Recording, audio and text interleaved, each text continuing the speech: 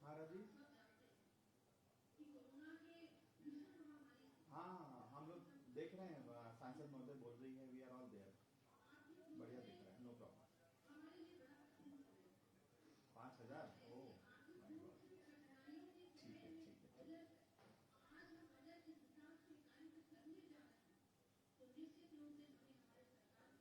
कुछ तो लोग सर ये कंफ्यूज हैं कि हवाई अड्डा बन रहा है ऐसा कमर्शियल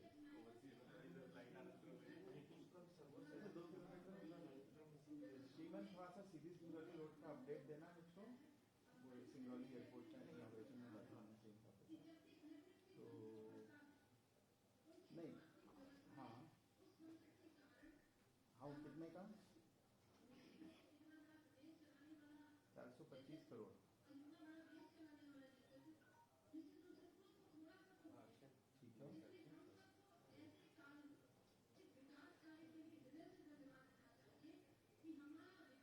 अरे ठीक है। हाँ करेंगे हाँ अच्छा अच्छा 16 करोड़ में थोड़ा सा मरम्मत कर रहे हैं और 425 करोड़ की टेंडर लगी है जो जनवरी में खुलेगा। तो कब से कह सकते क्या है हैं वो कि हमारी काम शुरू हो जाएगा? गारंटी लिया था और फिर कभी दो एक आध महीने बाद फिर एक लाख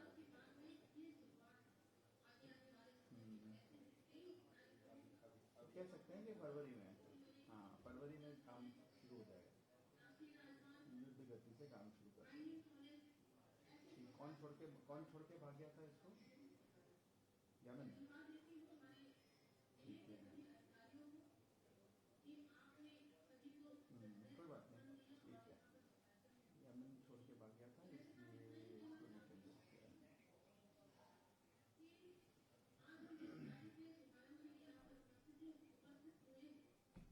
ठीक है, वो नहीं बताएंगे अभी, तो सिर्फ 3,000 लोगों का पब्लिक फंक्शन है, तो उसमें तो खाली ये कह देंगे कि फरवरी से काम शुरू।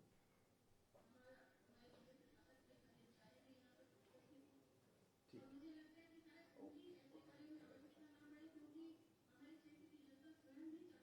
ठीक। बहुत बहुत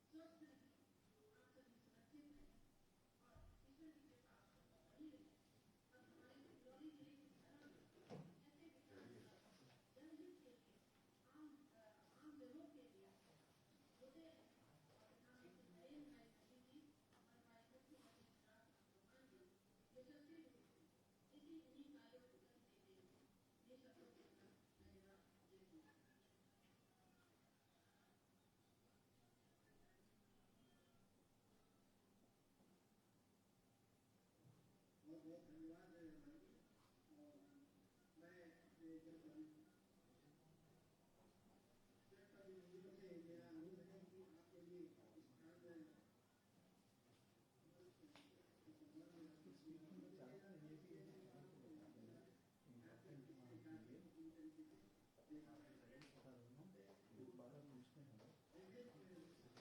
मैं से मेरा अनुरोध है कि आपके लिए इस स्थान में दोबारा पूछते हैं। बड़ी योजना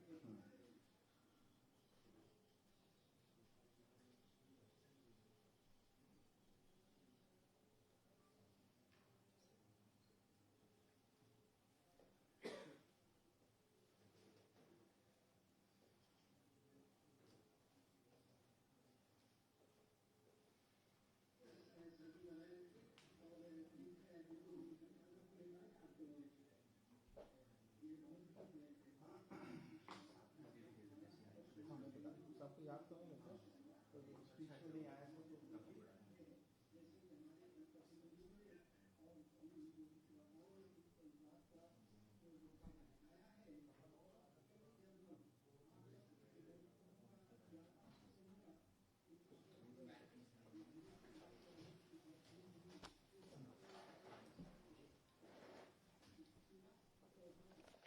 अभी तो बंद कर दिया, आ रहा है इसमें।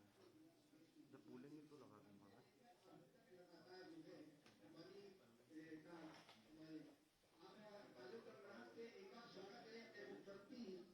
निकाल लिया वो आधार कार्ड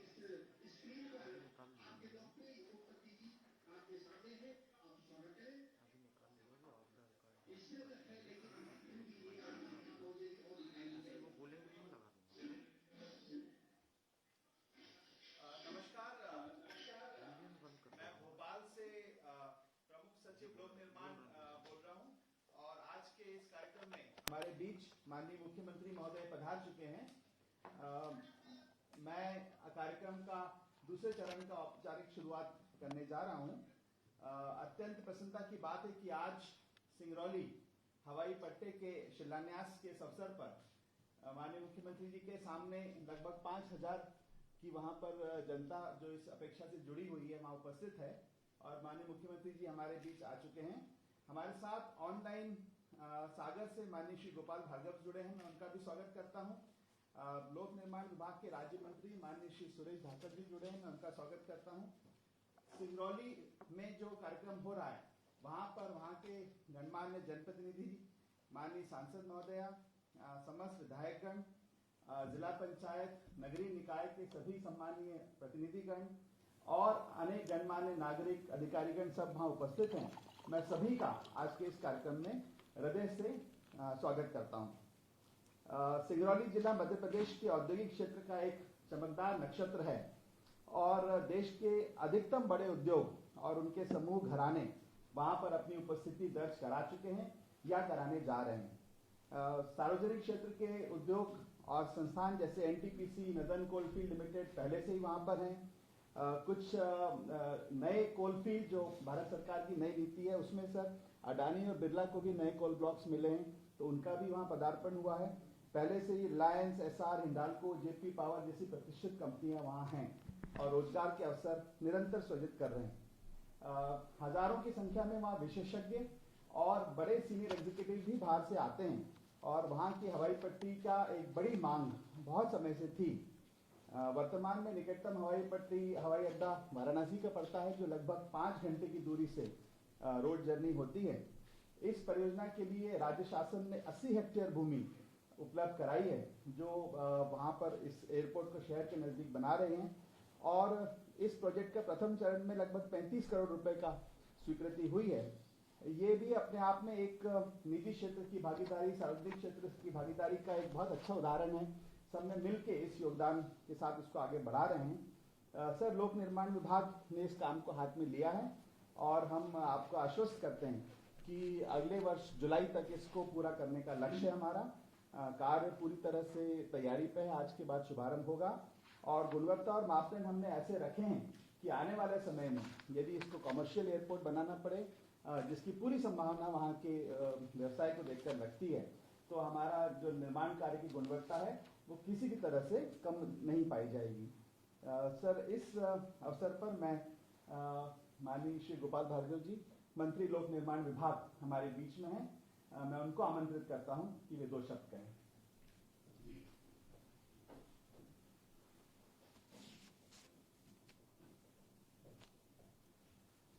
हमारे प्रदेश के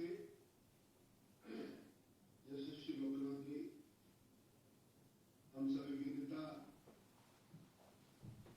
आदरणीय शिवराज जी, मेरे विभाग के मेरे सहयोगी राज्य मंत्री जी,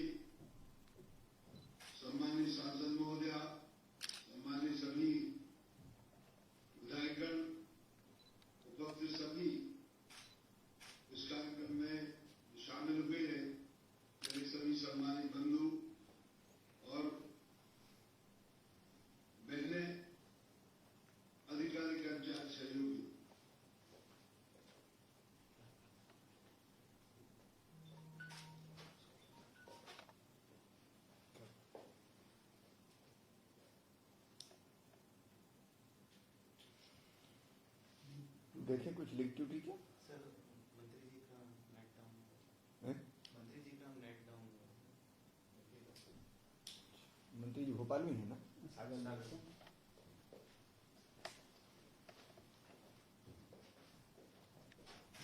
तो हम सर लोकार्पण के बाद आपका स्पीच है फिर मंत्री जी का एक मिनट देख लो। मंत्री जी जोड़ पा रहे हैं क्या? गोपाल जी? हाँ आगे गोपाल जी बोले। हाँ बोलिए।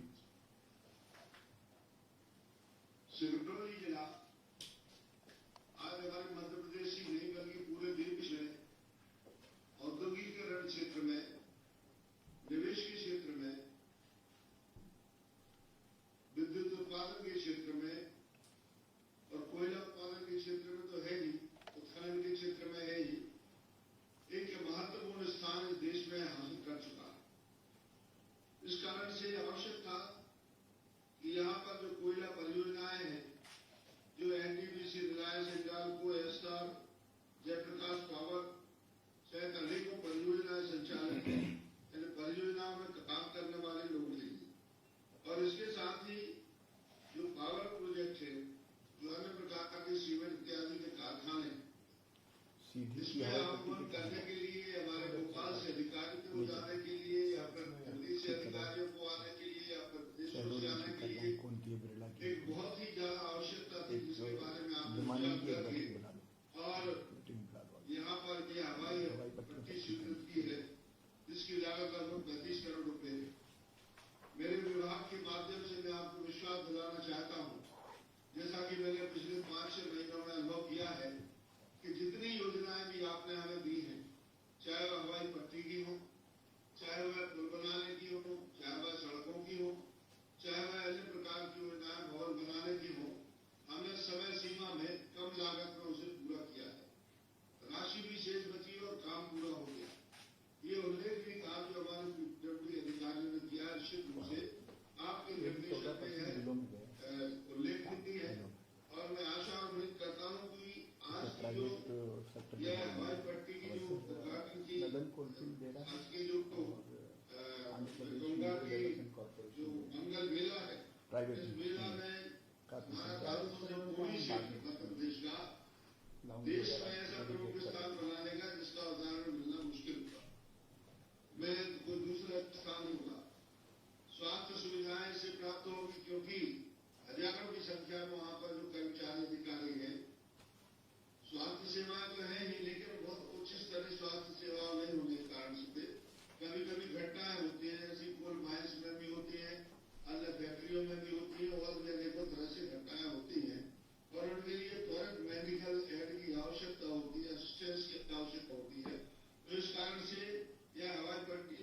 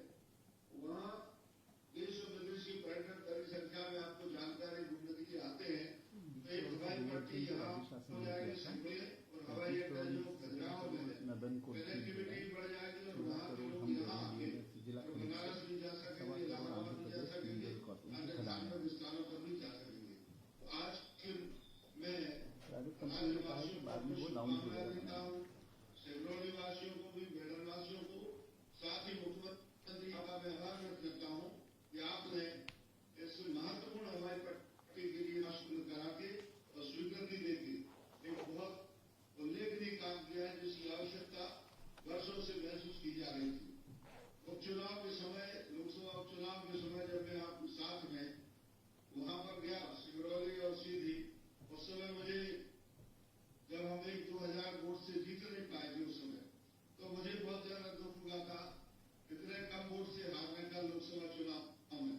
लेकिन आज मैं मान के चलता हूं कि अब सिंगरौली राजनीतिक दृष्टि से भी और 5,000 लोग सीधी यह भारतीय जनता पार्टी के लिए भी अभी तक तो बनी गया है, लेकिन मैं पार्टी की बात नहीं करता, लेकिन जो पार्टी काम करती है, यदि आप काम करते हैं तो मैं मान के चलता हूं कि सिंगरौली जिले की और सीधी जिले की और आसपास के जिलों की पूरे गंदे की पूर्वी क्षेत्र की मध्य प्रदेश की राजनीतिक जनता आपकी आभारी रहेगी और हम सबकी आभारी रहेगी।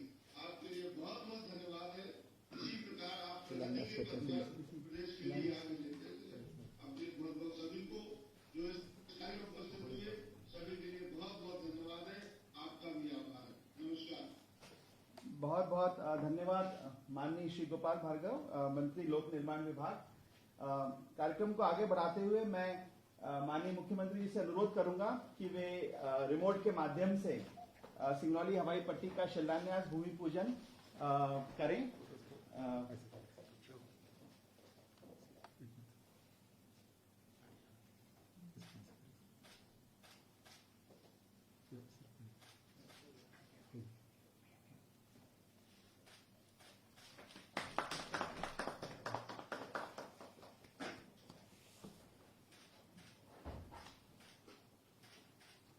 अत्यंत हर्ष के साथ मैं आज के कार्यक्रम के उद्बोधन के लिए माननीय मुख्यमंत्री जी को अनुरोध करता हूं। मध्य प्रदेश सरकार के लोक निर्माण मंत्री, प्रदेश के वरिष्ठ और लोकप्रिय नेता आदरणीय श्री गोपाल भार्गव जी, लोक निर्माण विभाग के राज्य मंत्री आदरणीय भाई सुरेश धाकड़ जी, हमारी लोकप्रिय सांसद प्रिय बहन रीति पाठक जी, हमारे क्षेत्र के यशस्वी विधायक आदरणीय रामलल्लू बैस जी, धौनी के हमारे वरिष्ठ नेता और विधायक आदरणीय कुंवर सिंह टेकाम जी, देवसर के हमारे लोकप्रिय विधायक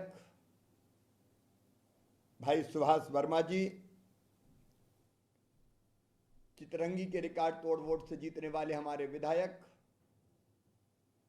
आदरणीय अमर सिंह जी, भारतीय जनता पार्टी के जिले के अध्यक्ष आदरणीय वीरेंद्र गोयल जी, सिंगरौली में उपस्थित मेरी बहनों, मेरे भाइयों, मेरे भांजे भांजियों, दोनों हाथ जोड़ के आपको शीश झुका के प्रणाम करता हूं। आप सबको नमस्कार करता हूं। सिंगरौली आने को दिल करता है, लेकिन कोरोना ने कदम रोक रखे और कोरोना ने काम करने की पद्धति भी बदल दी। अब अगर प्रत्यक्ष भौतिक रूप से नहीं पहुंच पाओ तो वर्चुअली कार्यक्रम का आयोजन कर लो, और इसलिए हमने सोचा कि हवाई पट्टी के शिलान्यास में देर नहीं होनी चाहिए। सिंगरौली जल्दी आऊंगा, क्योंकि सिंगरौली हमारे प्रदेश का नहीं, देश का पावर हब है। सिंगरौली प्रदेश की धड़कन है और सिंगरौली की जनता मेरे दिल में बसती है, आत्मा में बसती है। मेरे प्रिय बहनों और भाइयों, आपसे मिलने का जल्दी कार्यक्रम बनेगा। मैं आपको आज धन्यवाद भी देना चाहता हूं। सिंगरौली वो जिला है जिसने लगातार हमें जनादेश दिया है। सारी सीटों पर भारतीय जनता पार्टी जीतती है और विकास की दिशा और दृष्टि, ठीक दिशा, दूरगामी दृष्टि और तेज गति से विकास, ये हमारा संकल्प है। वो तो बीच में 1.25 साल का वनवास हो गया था, इसलिए विकास की गति रुक गई थी। पुरानी सरकार ने विकास के काम रोक दिए थे, लेकिन अब वनवास खत्म हो गया। सिंगरौली के विकास का वनवास भी समाप्त हो गया। आप जानते हैं मेरे प्रिय बहनों और भाइयों, आपकी न्यायोचित मांग थी सिंगरौली को जिला बनाया जाए। तत्कालीन सरकारें नकारती रही, लेकिन भारतीय जनता पार्टी की सरकार ने सिंगरौली को न्याय दिया। आज सिंगरौली केवल जिला नहीं है, सिंगरौली सबसे तेज गति से बढ़ने वाला मध्य प्रदेश का नगर है। आपको याद होगा मेरे प्रिय बहनों और भाइयों, सिंगरौली को जिला बनाते समय मैंने कहा था 2 लाख जनता के बीच में कि सिंगरौली को अत्याधुनिक तरीके से विकसित करेंगे।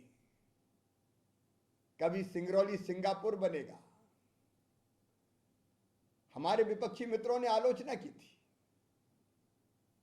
लेकिन आज आप जानते हैं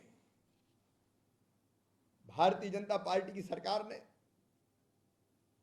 हमने हमारे साथियों के साथ मिलकर, चाहे हमारे सांसद जी हो, हमारे विधायक साथीगण हो, हम सब ने मिलकर सिंगरौली के विकास की योजनाएं बनाई है और उनको लगातार क्रियान्वित करते हम जा रहे हैं। पिछले 10-12 सालों में सिंगरौली जिले ने प्रत्येक क्षेत्र में प्रगति की है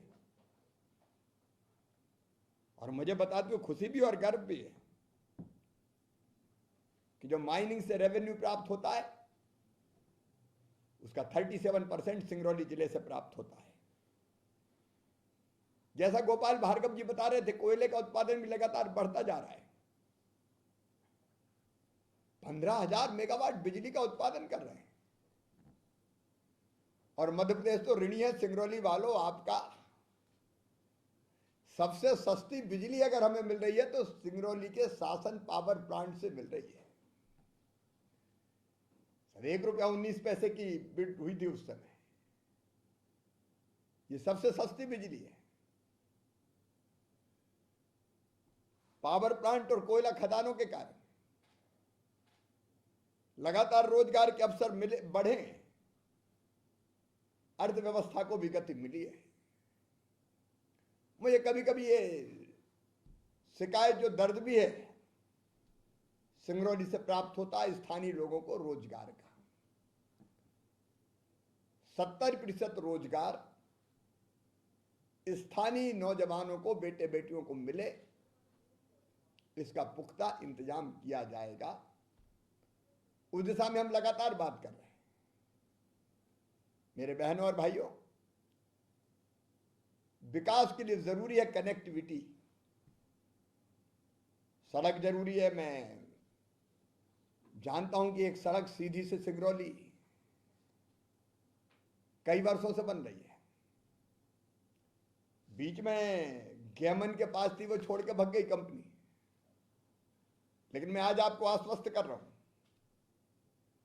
मुख्यमंत्री बनने के बाद फिर मैंने कहा सीधी सिंगरौली रोड का क्या हाल है। बहुप्रतीक्षित रोड है। अभी तो तत्काल मरम्मत के लिए 16 करोड़ रुपया स्वीकृत किया है, लेकिन 425 करोड़ रुपए के टेंडर लग गए हैं और फरवरी से इसमें युद्ध स्तर पर काम प्रारंभ होगा। तेज गति से काम करेंगे। अब गोपाल भार्गव बैठे हैं, खुद पर्सनली मॉनिटरिंग करेंगे। और सिंगरौली केवल सड़क से नहीं, आप जानते हैं, सांसद जी, हमारे विधायक साथीगण, सबने प्रयास किया। भारत सरकार को हम धन्यवाद देते हैं सिंगरौली सीधी रीवा रेलवे लाइन अब विकास को नया आयाम देगी। सिंगरौली का मध्य प्रदेश के अन्य क्षेत्रों से संपर्क और आसान होगा। 200 बिस्तर का अस्पताल भी संचालित हो रहा, अब जल्दी मेडिकल कॉलेज भी, उस पर भी हम काम प्रारंभ करेंगे। और इतना सब है तो इंजीनियरिंग कॉलेज होने चाहिए, मेडिकल कॉलेज, इंजीनियरिंग कॉलेज, सिंचाई के साधनों की व्यवस्था। मेरे विधायक साथी बैठे, चाहे हमारे कुंवर सिंह जी हो, रामलल्लू जी हो, अमर सिंह जी हो, सुभाष वर्मा जी हो, मेरी सांसद बहन हो, गौड़ सिंचाई परियोजना जो हमने स्वीकृत की है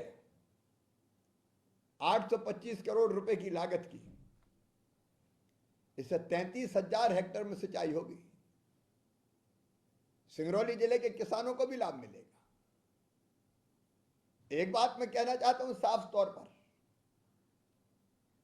हमारे प्रधानमंत्री नरेंद्र मोदी जी भारत के लिए भगवान का वरदान है। मेरे प्रिय किसान भाइयों, जो 3 किसान कानून बनाए गए वो तीनों किसानों के हित में है। विपक्षी दल भ्रमित करने की कोशिश कर रहे हैं। अब उनमें से पहला कानून,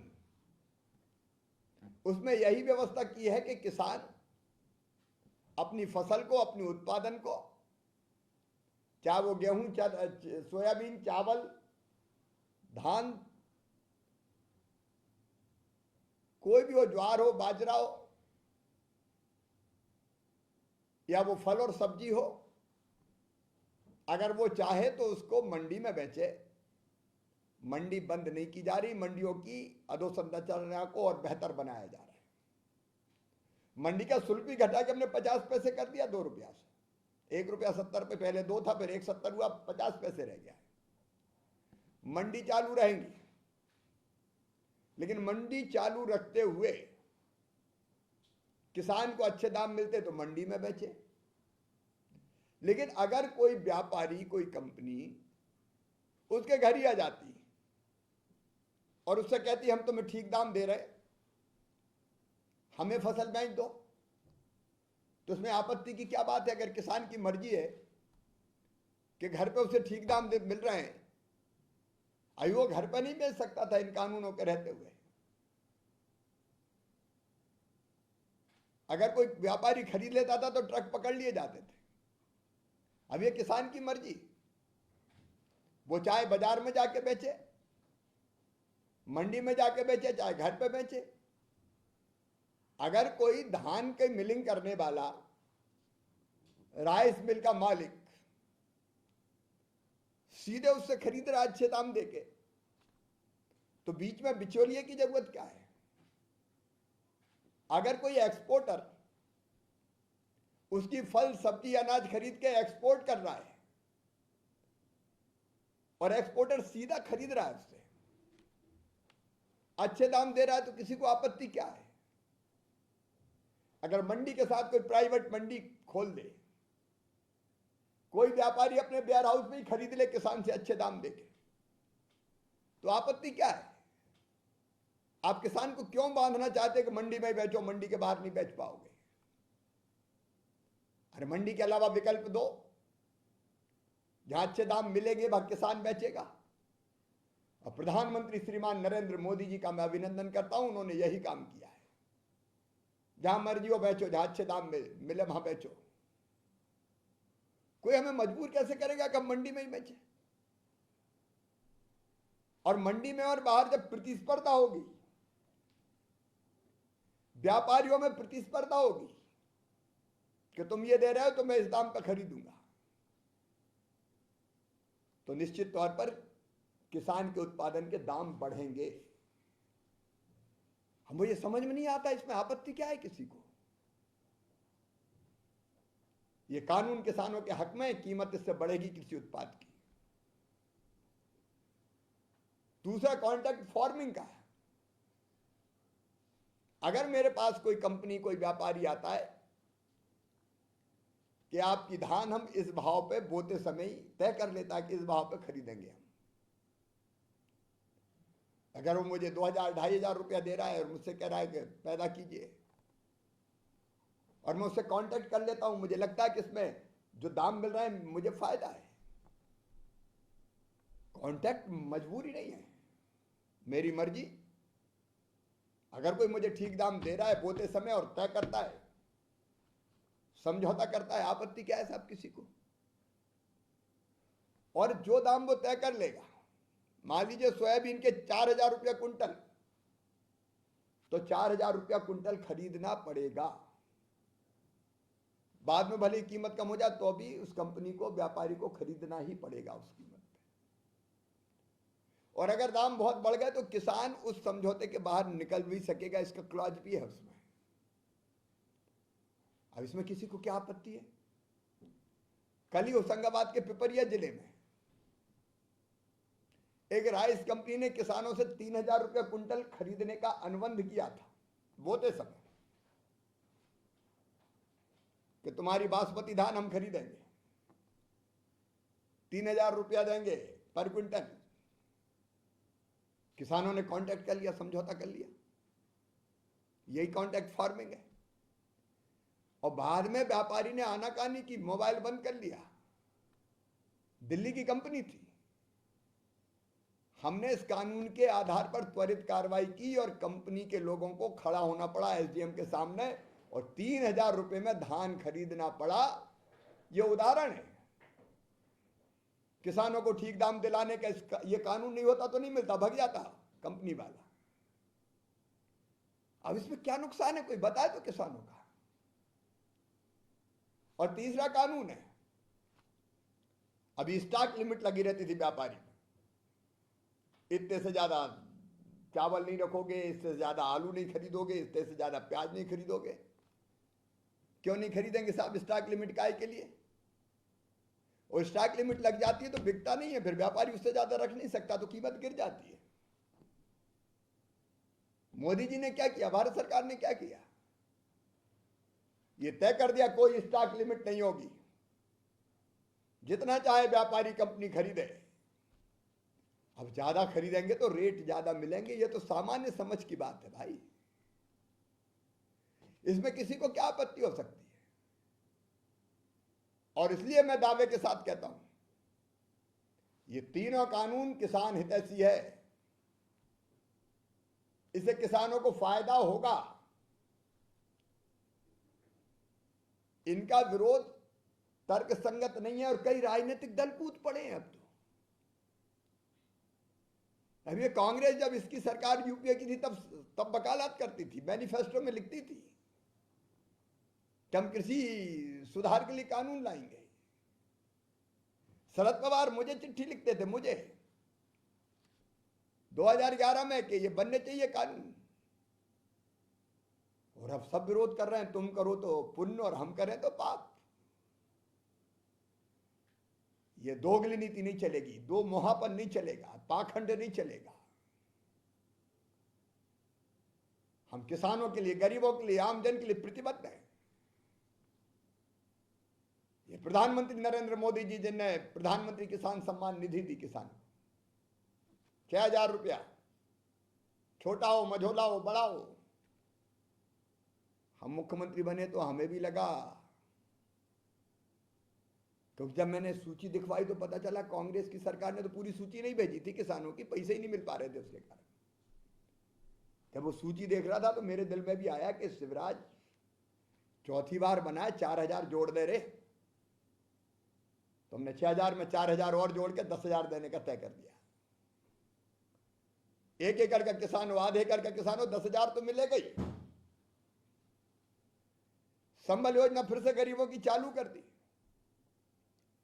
फसल बीमा योजना हो, चाहे राहत की राशि हो, चाहे फिर से 0% ब्याज पर कर्जा देना हो,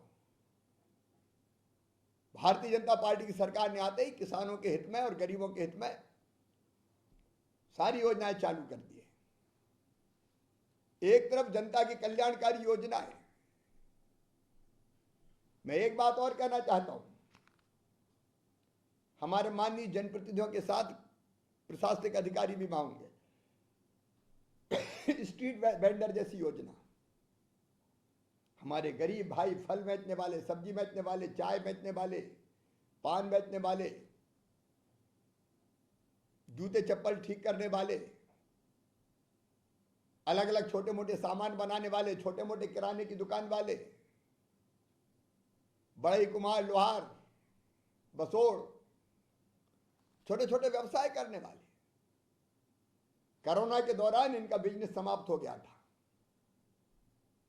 मोटी ब्याज देके ये कर्जा लेकर काम करने की कोशिश कर रहे थे। स्ट्रीट वेंडर योजना के अंतर्गत इनको 10,000 रुपए की राशि दी जा रही। मध्य प्रदेश में 2 लाख से ज्यादा भाई बहनों को हम दे चुके हैं। सिंगरौली जिला इस पर ध्यान दे, ज्यादा से ज्यादा हमारे ऐसे गरीब व्यवसायी, छोटे छोटे काम करने वाले, अधिकतम लाभ इस योजना का मिलना चाहिए। सरकार जनता के लिए है भाई, आपकी बेहतरी के लिए और बेहतर विकास के लिए। और विकास की दृष्टि से ये जो हवाई पट्टी जिसका आज हम शिलान्यास कर रहे हैं, ये मील का पत्थर साबित होगी। अब कोई ये ना समझे कि ये हवाई यात्रा बड़े लोगों का काम है। 3.5 करोड़ लोग आज भारत में हवाई जहाज में उड़ रहे हैं, और अब किराए भी धीरे धीरे इतने कम होते जा रहे हैं कि हवाई चप्पल पहनने वाला भी हवाई जहाज में बैठे। अरे गरीब आदमी को भी हवाई जहाज का आनंद लेने दो। अगर कहीं 1,000-1,500 की टिकट में जा सकता है तो उड़ने दो उसको भी।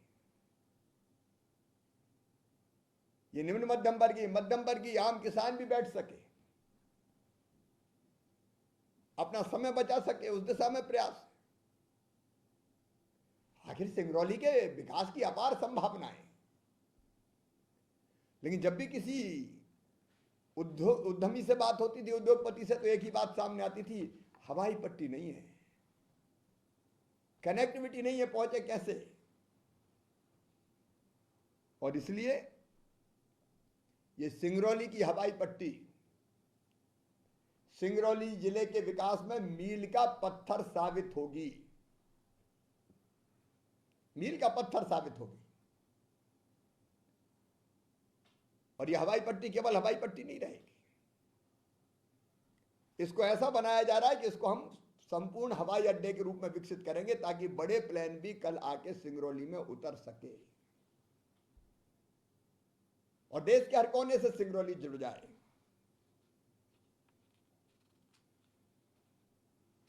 और जैसा गोपाल जी ने कहा ही अपने भाषण में, आप लोगों ने भी अपनी स्पीच में कहा, पर्यटन की अपार संभावनाएं, फिर लोग हवाई जहाज होंगे तो और ज्यादा संख्या में आएंगे, टूरिज्म बढ़ेगा और उसके कारण और रोजगार के अवसर सृजित होंगे। और इसलिए हवाई पट्टी प्रगति और विकास की अपार संभावनाएं लेके आई है। इसलिए मैंने भी सोचा, राम लल्लू जी ने मुझे कहा था कि आके ही करो। मैंने कहा इसमें देर नहीं करें भाई, ये तो कर दें वर्चुअल, ताकि काम जल्दी शुरू हो जाए। अब बाद में आके कोई और कार्यक्रम करेंगे। हवाई पट्टी का निर्माण गुणवत्तापूर्ण हो, बेहतर हो, इसका ध्यान पीडब्ल्यूडी विभाग रखे और निश्चित समय सीमा में पूरा काम हो जाए तो सिंगरौली में भी हवाई पट्टी पर विमान छोटे, लेकिन इसको हवाई अड्डा ही बनाना है हमें,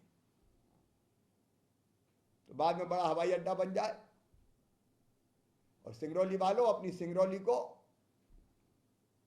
एक आदर्श स्मार्ट सिटी के रूप में विकसित किया जाएगा। आप चिंता मत कीजिए, विकास के लिए हमारी प्रतिबद्धता है। सिंगरौली के सभी बहनों और भाइयों को बहुत शुभकामनाएं। इसी संदेश के साथ कि जब तक कोरोना है तब तक मास्क ही बचाव है। वैक्सीन जल्दी आने वाली है, लेकिन जब तक वो वैक्सीन नहीं लग जाए तब तक भैया मास्क जरूर पास रखना, सोशल डिस्टेंसिंग बनाए रखना, हाथ साफ करते रहना। आजकल कोरोना का डर थोड़ा कम हो गया है तो मास्क गायब हो रहे हैं, लेकिन मैंने भी अभी उतारा है, वैसे लगा के रखता हूं मैंने देखा सांसद जी भी मास्क लगाए थे पहले, और विधायक साथी भी अब मास्क दिखा रहे हैं, इसके बाद तुरंत आप लगाना। देखो हम लगाएंगे तो दूसरों को प्रेरित करेंगे, नहीं उन्हें वो कहेंगे जब विधायक जी नहीं लगा रहे तो हमें क्या लेना देना। सावधानी में ही बचाव है। मैं सभी सांसद जी, विधायकगण, सभी जनप्रतिनिधियों को बधाई देता हूं। आपके साथ मिलकर हम सिंगरौली को तेज गति से आगे बढ़ाएंगे, जनता के स्नेह से, प्रेम से, आशीर्वाद से। और एक बात जरूर है कि माफियाओं के खिलाफ इस समय अभियान चल रहा है पूरे प्रदेश में। अपनी सरकार जनता के लिए फूल से ज्यादा कोमल, दुष्टों के लिए वज्र से ज्यादा कठोर है। और प्रशासन वो भी देख ले, कोई गुंडे, बदमाश, माफिया, भूमाफिया कोई भी हो, उनको छोड़ना नहीं है। एक बार फिर मैं सिंगरौली की जनता को शुभकामनाएं देता हूं। मेरे जनप्रतिनिधि साथियों को, सांसद जी, विधायकगण, सबको बहुत बधाई देता हूं। और गोपाल जी, उनका विभाग, सुरेश जी भी बैठे, तेज गति से गुणवत्तापूर्ण काम करवा के सिंगरौली को विकास की नई सौगात देगा। जल्दी आके प्रत्यक्ष रूप से आपसे मिलूंगा। आप सबको एक बार फिर दोनों हाथ जोड़ के शीश झुका के प्रणाम करता हूं। बहुत बहुत धन्यवाद। नमस्कार।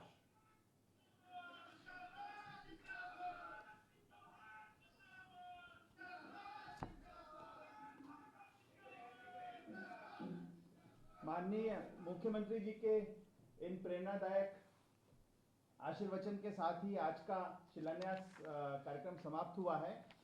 मैं सबसे पहले माननीय मुख्यमंत्री जी का हृदय से आभार व्यक्त करता हूं, सिंगरौली की जनता की ओर से, सिंगरौली के जनप्रतिनिधि की ओर से और लोक निर्माण विभाग की ओर से, कि उन्होंने हमको जो मार्गदर्शन दिया, जो